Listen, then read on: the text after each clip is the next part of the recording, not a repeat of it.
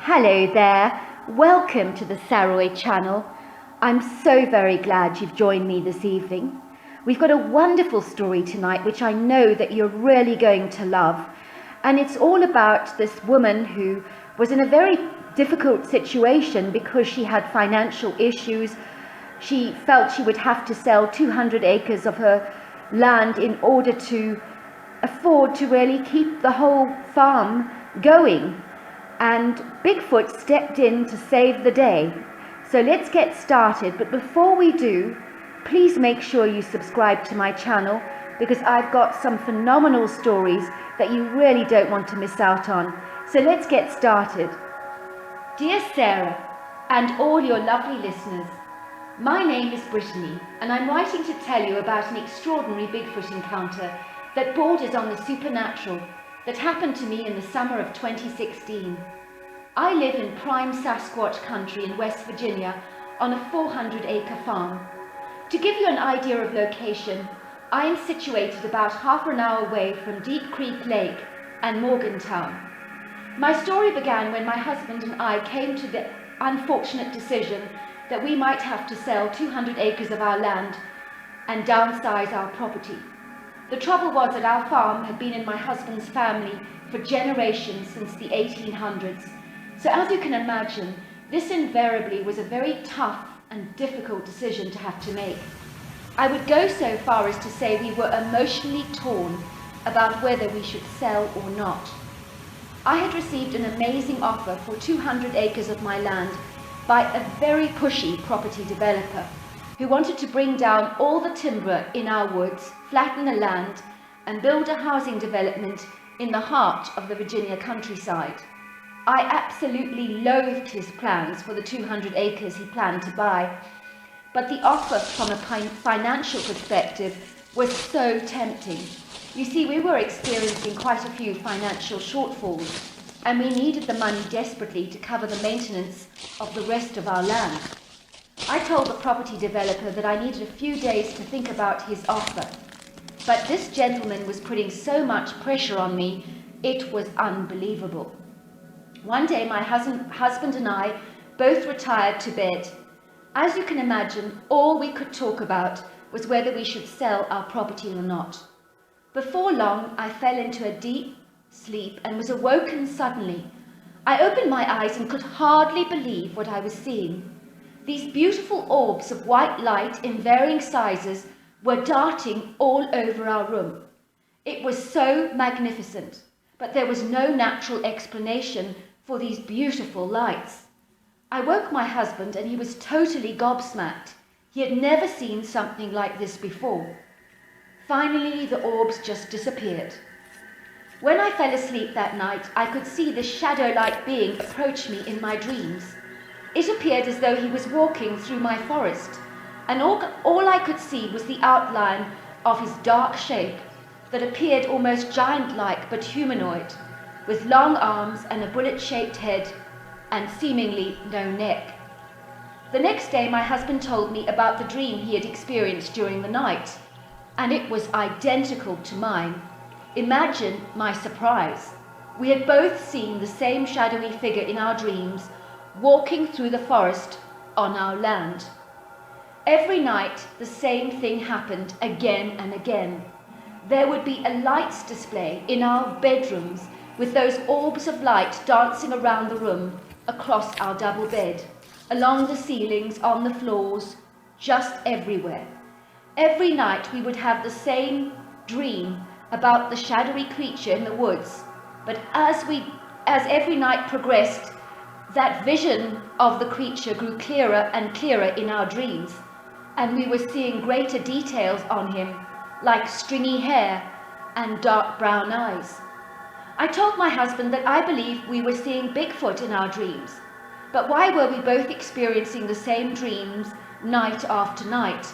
And why were we seeing these beautiful orbs of light in our bedroom before we went to sleep? It was all such an enigma to me, and I really did not know what was going on. I had never believed in the supernatural before, nor had I ever believed in the stories about Bigfoot, for that matter. And now it was Bigfoot haunting my husband and I in our very dreams. And we were both experiencing inexplicable orbs of light dancing in our bedroom every night.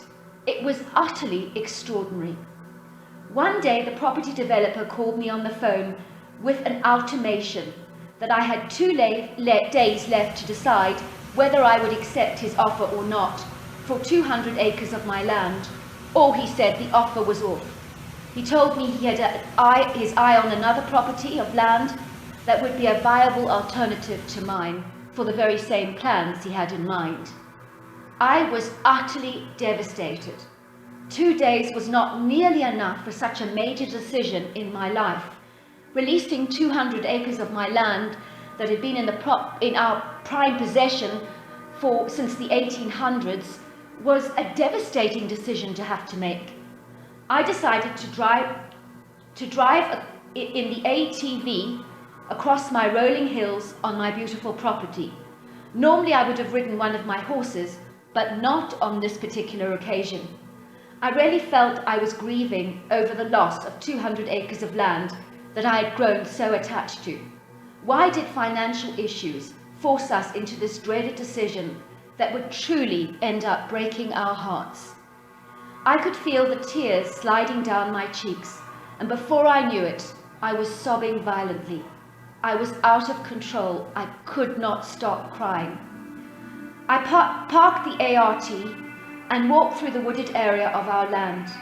I watched a squirrel darting up a branch, and he stared at me with curious eyes. I spoke to him out loud. "What do you think, Mr. Squirrel? Should I sell 200 acres of my property? What do you think about that? Is it a crazy idea or what?" Suddenly I heard a loud rustling sound. It sounded like heavy feet, and it sounded like many people who were very big and strong walking in the forest, and their footsteps were coming towards me. Then I saw them, 5 giant bipedal creatures, all covered with dark, stringy hair. They looked absolutely identical to the creature that I saw in my dreams, but now they were larger than life, because they all stood before me. I kid you not, these creatures were between 6 to 10 feet tall, and the shoulders and chest areas of these beings was about 6 feet across. I hope I have painted a picture for you of just how gargantuan these creatures actually were. They had long arms that I had seen also in my dreams, and they had the bullet-shaped heads. The dark brown eyes on these creatures were hauntingly beautiful. Despite how intimidating these creatures were, I have to tell you I did not feel in any way that my life was in danger. On the contrary, I felt this incredible unconditional love. Telepathically, they told me that it would be all right and not to sell my land, because they were the guardians of the forest. The creatures then just disappeared, and I began to wonder if I had imagined everything I had seen. Then I looked on the dirt floor of the forest and saw 5 telltale signs of huge footprints that ranged from 18 to 20 inches in the mud. It was lucky that the ground was so muddy, I thought, because it proved without a shadow of a doubt that what I experienced was indeed real. That night when I went to bed, once again my husband and I experienced the supernatural light display with those gorgeous orbs of light. And when we went to sleep, we both had exactly the same dream, but this time we saw the Sasquatch's eyes very, very clearly in our dream. And he said to us, "I am the guardian of the forest. Do not sell your land. All will be well." The next day, when the pushy property developer phoned me, I told him we were not going to sell the 200 acres after all, and I could tell by the terrible tone in his voice that he was furious. I had no idea how we were going to get the money to cover our overheads, but something told me to trust the Bigfoots, and that is exactly what I did.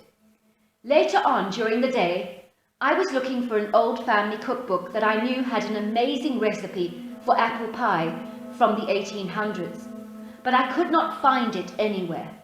I then realized that it had to be in the attic. Bear in mind, I had not been in the attic for many years. The attic was caked in dust, and I was coughing and spluttering so much because it was hard to breathe. My attention was drawn to something in the corner. It was a large painting that I had never seen before.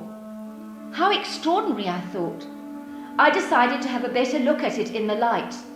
What I discovered was utterly amazing. Not only was the painting done by a famous artist, but I found out after several inquiries and getting in touch with Sotheby's that it was worth an absolute fortune. And I'm glad to say that it was sold at Sotheby's for more than we could have ever dreamed of. After all these events, we had no more dreams of the Bigfoot again, and no light displays from the orbs of light. So I honestly do not know how to explain all the events that transpired, but I believe that these events were most definitely supernatural, and for some bizarre reason, they were connected with Bigfoot. Would I blame you for doubting my story? Absolutely not. In your shoes, I would doubt my story too. But I promise you that this actually happened, and I do hope that it was of interest to you. Until next time, good night and goodbye.